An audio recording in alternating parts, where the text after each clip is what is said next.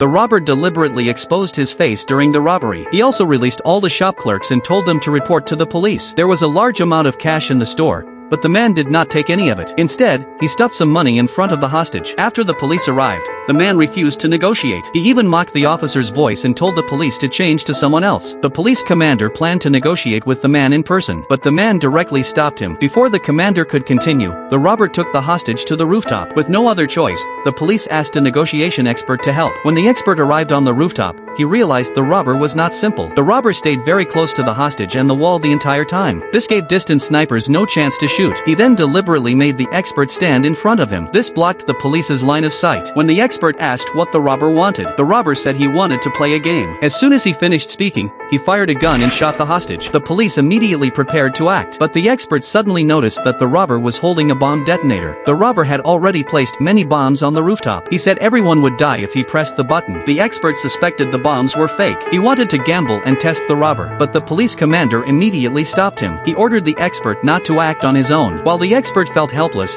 the robber seized the chance to escape through a ventilation duct. Only then did everyone realize the blood on the hostage was just paint. The cash the robber had given him was meant to make him cooperate and act. Even the bombs on the rooftop were just ordinary cookie boxes. The robber had completely fooled all the police officers. At that time, the robber had already reached a restroom. He took out clothes he had prepared in advance. He disguised himself as a special operations officer and approached the police on purpose. When an officer noticed something was wrong, the robber attacked without hesitation and knocked him unconscious. After the officer woke up, he immediately reported to the commander. When they learned the robber had disguised himself as a special forces member, they launched a search at once. However, they did not know the robber had changed his disguise again. He openly left the scene as an ordinary police officer. The experienced expert sensed something was wrong. He went alone to the area around the building and began to observe. He unexpectedly noticed a taxi waiting nearby. This immediately raised his suspicion, so he deliberately disguised himself as the taxi driver. Sure enough, the robber got into the car soon after. Not long after the car started moving, the robber also sensed something was wrong. When he saw that the driver was the same expert, the man once again suggested playing a game. He said that if the expert could drive the car to the police station safely, then the expert would win. The robber then pulled out a gun and aimed it at pedestrians outside. He pulled the trigger and shot a cardboard box carried by a passerby. This scene shocked the expert. The robber kept firing his gun. More and more pedestrians became frightened. In the end, he even closed his eyes and prepared to shoot again. For the safety of the public,